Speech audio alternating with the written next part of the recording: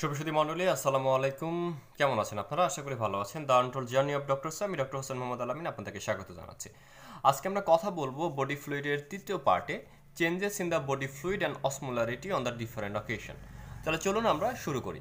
প্রথমে যদি আমরা আইসোটোনিক স্যালাইন বা ফ্লুইড ইনফিউশন করি তাহলে আমাদের কি কি চেঞ্জ হবে আমরা আরও একবার দেখে নিতে চাই। নর্মাল স্যালাইন যদি আমরা দিই, আমরা জানি যদি নর্মাল স্যালাইন ইউজ করি এটি আইসোটোনিক সলিউশন, যার ফলে 300 মিলি অসমোল পার লিটার, অর্থাৎ যেটি নর্মাল সেটি কিন্তু নর্মালি থাকবে, অর্থাৎ কোনো প্রকার অসমোলারিটি চেঞ্জ হবে না। যখন অসমোলারিটি সেম থাকছে তার মানে আইসিএফ এবং ইসিএফ ইকুয়াল থাকছে। আইসিএফ এবং ইসিএফ ইকুয়াল থাকা মানেই হচ্ছে কোনো প্রকার কিন্তু পরিবর্তন হবে না, অর্থাৎ ফ্লুইড শিফটিং হওয়ার কোনো প্রশ্নই আসে না। শুধুমাত্র যেহেতু নর্মাল স্যালাইন আমি অ্যাড করছি, সুতরাং ইসিএফ এ ভলিউম অ্যাড হচ্ছে। ইসিএফ এ যেহেতু ভলিউম অ্যাড হচ্ছে সেহেতু ইসিএফ কি হচ্ছে, একটু এক্সপ্যান্ড করছে। কিন্তু আইসিএফ ভলিউম কোনো প্রকার চেঞ্জ হচ্ছে না, কারণ আইসিএফ এ কোনো প্রকার ওয়াটার কিন্তু সেখানে যাচ্ছে না, কারণ শুধুমাত্র ইসিএফেই শুধুমাত্র ভলিউম এক্সপ্যান্ড হচ্ছে। এবং বলে নেওয়া ভালো, যেহেতু অসমোলারিটি কোনো চেঞ্জ নেই সেহেতু আইসিএফ থেকে ইসিএফে ওয়াটার পরিবর্তন হওয়া বা ওয়াটার যাওয়া আসার কোনো প্রশ্নই আসে না।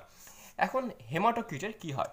যদি ইসিএফ ভলিউম বাড়ে, আমরা যখন স্যালাইনটি ইনফিউজ করলাম তার মানে এক্সট্রা সেলুলার ফ্লুইড বেড়ে গেল, ইসিএফ বাড়লে প্লাজমা লেভেল বাড়ে, কারণ ভাস্কুলার পার্টের নাম হচ্ছে প্লাজমা। প্লাজমা যখন বাড়ে তখন কিন্তু হেমাটোক্রিটটি কমে যায়, বাট আরবিসি নর্মাল থাকে। প্রশ্ন থাকতে পারে এটি কেন? চলুন আগে দেখি হেমাটোক্রিটটা কি। হেমাটোক্রিটের অপর নাম হচ্ছে প্যাকড সেল ভলিউম। যখন total volume of the blood occupied by the RBC, অর্থাৎ পুরো ব্লাড ভলিউমের যখন 40 to 60% আরবিসি দ্বারা অকুপাইড হয় এবং এটি যখন পার্সেন্টেজ দ্বারা এক্সপ্রেশন হয় তখন সেটাকে আমরা বলি হেমাটোক্রিট বা প্যাকড সেল ভলিউম। হেমাটোক্রিটের চেঞ্জগুলো হচ্ছে যদি প্লাজমা বাড়ে, অর্থাৎ এক্সট্রা সেলুলার ফ্লুইড বেড়ে যায়, তাহলে আরবিসির ভিতরে যে হেমাটোক্রিটটা আছে সেটি কিন্তু কমে যায়। আবার প্লাজমা যদি কমে যায়, আরবিসির ভিতরে যে হেমাটোক্রিটটি আছে সেটি কিন্তু বেড়ে যায়। আবার ভলিউম অফ আরবিসি ভলিউম যত বাড়বে হেমাটোক্রিট তত বাড়বে, দ্যাট মিনস পার্সেন্টেজটা তত বাড়বে। আবার ব্লাড ভলিউম যদি নর্মাল হয়, অর্থাৎ আমার ব্লাড ভলিউম একদম নর্মাল আছে কিন্তু আরবিসি কোনো কারণে সোয়েল আপ হয়ে গেছে, সেক্ষেত্রেও কিন্তু কি হবে, হেমাটোক্রিটটা বাড়বে। আবার ব্লাড ভলিউম অনেক বেশি আছে কিন্তু আরবিসি কোনো কারণে কমে গেছে, তাহলে কিন্তু হেমাটোক্রিটটা কমে যাবে। আবার ব্লাড ভলিউম যদি কমে যায়, আরবিসি যদি বেড়ে যায়, তাহলে কিন্তু টোটাল হেমাটোক্রিটটা বেড়ে যাবে। সহজ কথা হচ্ছে, যদি কোনো কারণে আরবিসিটা বেড়ে যায় বা আরবিসি কনসেন্ট্রেশন বেড়ে যায়, ভলিউম বেড়ে যায় আরবিসির, সেক্ষেত্রে হেমাটোক্রিটটা বেড়ে যাবে, কারণ 40 to 50% of the blood volume is occlude by RBC. এই প্যাকসেল ভলিউম শুধুমাত্র মেইনলি দুটি জিনিসের উপর ডিপেন্ডস করে। একটি হচ্ছে ইসিএফ ভলিউম, অর্থাৎ যত বেশি ইসিএফ ভলিউম হবে তত বেশি কিন্তু হেমাটোক্রিটটা কমে যাবে। এবং 2 নম্বর হচ্ছে alter the red cell volume, অর্থাৎ রেড সেলের ভলিউম অল্টারেশন, অর্থাৎ কখন যদি রেড সেলটা সোয়েল আপ হয়ে যায় সেক্ষেত্রে আরবিসি বাড়বে এবং হেমাটোক্রিট বাড়বে। যদি শ্রিঙ্কেজ হয়ে যায় সেক্ষেত্রে আরবিসি কমে যাবে এবং আলটিমেটলি হেমাটোক্রিটটি কমে যাবে। কিন্তু আইসোটোনিক স্যালাইন ইনফিউশনের ক্ষেত্রে আরবিসির কোনো চেঞ্জ হবে না। এখন ধরে নিলাম নর্মাল স্যালাইন আমি যখন গিভেন করলাম, ভলিউম অফ দ্য ইসিএফ কি হয়ে গেল, বেড়ে গেল, ব্লাড ভলিউম বেড়ে গেল। ব্লাড ভলিউম যখন বেড়ে যাবে, প্যাকড সেল ভলিউম বা হেমাটোক্রিটটা কমে যাবে। কারণটা কি? কারণ হচ্ছে যখন ইসিএফ ইনক্রিজ, তাহলে যেটি দাঁড়ালো, নর্মাল স্যালাইন দেওয়ার পর যখন ভলিউম অফ ইসিএফ বেড়ে গেল, ব্লাড ভলিউম বেড়ে গেল, পিসিভি কমে গেল। পিসিবিটা কমছে কেন? কারণ ইসিএফ যখন বাড়ছে, দ্যাট মিনস প্লাজমাতে যখন লেভেল বেড়ে যাচ্ছে, প্লাজমাটা dilatation of the plasma protein, অর্থাৎ ওয়াটারের সাগরে সে হাবুডুবু খাচ্ছে। যখন dilatation of the plasma protein হয়ে গেল তখন প্লাজমা প্রোটিন কনসেন্ট্রেশনটা কমে গেল। প্লাজমা প্রোটিন কনসেন্ট্রেশন কমে যাওয়া মানে আলটিমেটলি প্যাকড সেল ভলিউমটা সেখান থেকে কমে যাবে। যেহেতু ইসিএফ কমে যায়, প্লাজমা প্রোটিন কমে যায় এবং হেমাটোক্রিট কমে যায়, কিন্তু আরবিসিটা নর্মাল থাকে, যে এই ধরনের এনিমিয়াকে বলা হয় ডাইলুটেশনাল এনিমিয়া, অর্থাৎ পানির মাঝে ভাসমান আরবিসি থাকার কারণে সেটি কিন্তু ডেভেলপমেন্ট করে ডাইলুটেশনাল এনিমিয়া। এখন দেখা যায় যে আইসোটোনিক ফ্লুইডটাকে আমাদের দুই ভাগে ভাগ করি, দেখব আইসো অসমোটিক ভলিউম এক্সপানশন হয়, অর্থাৎ নর্মাল স্যালাইন বা আইসোটোনিক এনি ফ্লুইড যদি আমরা কলেরা স্যালাইন, আইডিএস বা এরকম কোনো আইসোটোনিক ফ্লুইড যোগ করি তাহলে আইসো অসমোটিক ভলিউম এক্সপানশন দেখা যাবে। এবং কোনো কারণে যদি আমরা দেখি যে ডায়রিয়া হয়েছে, ভমিটিং হয়েছে, আরটিএ হয়েছে, হেমোরেজ হয়েছে, ভমিটিং আরটিএর সাথে সাথে আরও অন্য অন্য কাজের কারণে ফ্লুইড লস হয়েছে, সেক্ষেত্রে আমরা দেখতে পারবো আইসো অসমোটিক ভলিউম কন্ট্রাকশন। তাহলে আমরা এখন চলে আসি আইসো অসমোটিক ভলিউম কন্ট্রাকশনটা কাকে বলে আর আইসো অসমোটিক ভলিউম এক্সপ্যানশন কাকে বলে। আমরা জানি ডায়রিয়ার সময় ফ্লুইড এবং সলিউট দুটি লস হয়, ভমিটিংও একই ঘটনা ঘটে, হেমেরোজেও প্রচুর ফ্লুইড লস হয়, আরটিএ রোড ট্রাফিক অ্যাক্সিডেন্টেও অনেক বেশি ফ্লুইড লস হয়। আইসোটোনিক ইউরিন অর্থাৎ urine pass out with some amount of fluid like ECF, এই ধরনের ইউরিন যদি পাস হয় সেক্ষেত্রেও কিন্তু ফ্লুইড লস হয়। আইসোটোনিক ভলিউম কন্ট্রাকশনের ক্ষেত্রে আমরা দেখছি এই যে ভলিউমটা নর্মালি যেরকম ছিল সেখান থেকে কিন্তু একদম কমে এসেছে, অর্থাৎ কন্ট্রাকশন করেছে, অর্থাৎ তার এদিকে যাওয়ার নর্মালি এইরকম থাকার কথা ছিল কিন্তু তা না হয়ে সে এরকম ডট ডট হয়ে গেছে, সে কন্ট্রাক্ট করেছে। এই ধরনের কন্ট্রাকশনটাকে বলা হচ্ছে আইসোটোনিক ভলিউম কন্ট্রাকশন। এক্ষেত্রে কি আমরা দেখতে পারি, লস অফ আইসোটোনিক ফ্লুইড, অর্থাৎ আইসোটোনিক ফ্লুইড যদি কখনো লস হয় শরীর থেকে তাহলে কি হবে, ইসিএফ ভলিউমটা কমে যাবে। যদি ইসিএফ এর ভলিউম কমে যায় কোনো প্রকার অসমোলারিটি চেঞ্জ হবে না, কারণ এটা আইসোটোনিক ফ্লুইড লস হয়ে গেছে।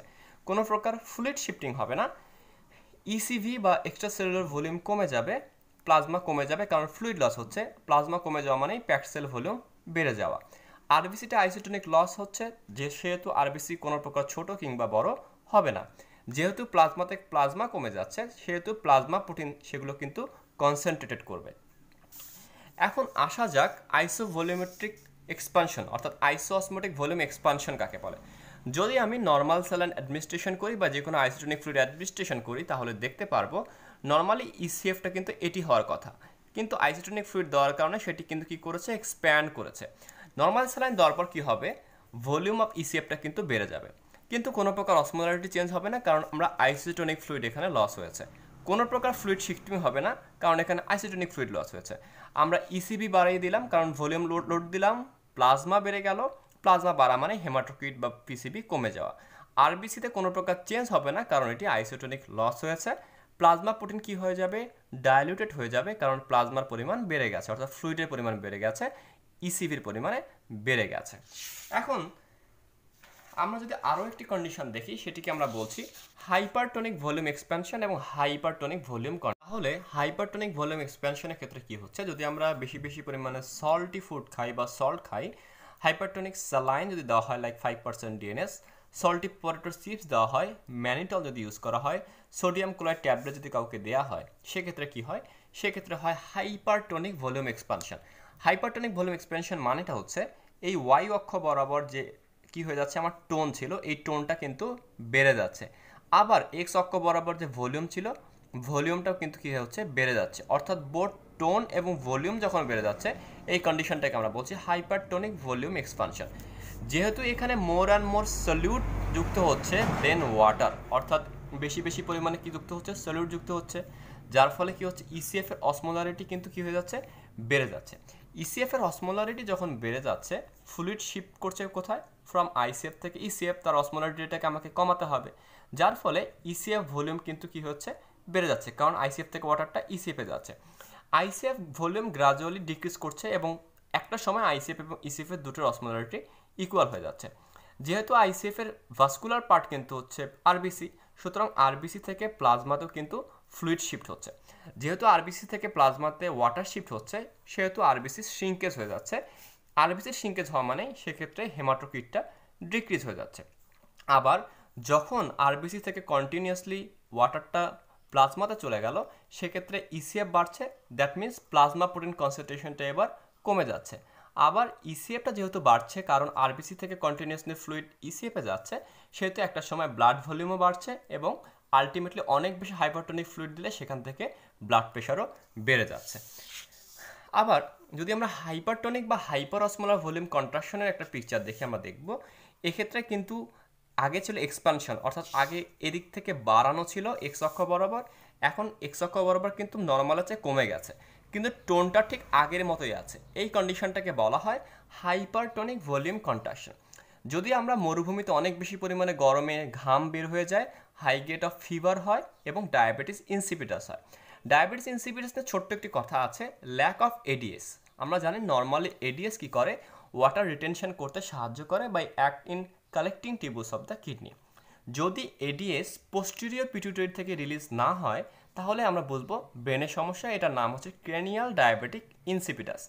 যদি এডিএস নর্মালি রিলিজ হয় বাট কিডনি কাজ করতে না পারে সেক্ষেত্রে এটিকে বলি আমরা নেফ্রোজেনিক ডায়াবেটিস ইনসিপিটাস। এসব ক্ষেত্রে কিন্তু হাইপারটোনিক ভলিউম কন্ট্রাকশন হয়।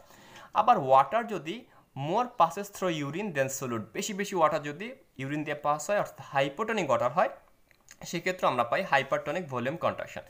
এক্ষেত্রে ফ্লুইড লস হচ্ছে, মোর ওয়াটার লস হচ্ছে, ভলিউম কন্ট্রাকশন করছে। যেহেতু ওয়াটার বেশি বেশি লস হচ্ছে, ইসিএফটা কনসেন্ট্রেটেড হচ্ছে, অসমোলারিটি বাড়ছে, সেহেতু ওয়াটার আইসিএফ থেকে ইসিএফে আসছে। আইসিএফ অলসো বিকাম হাইপোভলিউমিক হয়ে যাচ্ছে, যার ফলে আইসিএফ শ্রিঙ্কেজ করছে। এবং হেমাটোকিট হচ্ছে কি, যেহেতু আইসিএফ এর ভলিউম কমে যাচ্ছে, সুতরাং ভাস্কুলার পার্টে আরবিসির ভলিউম কমে যায়, ইসিএফ শ্রিঙ্কেজ করে।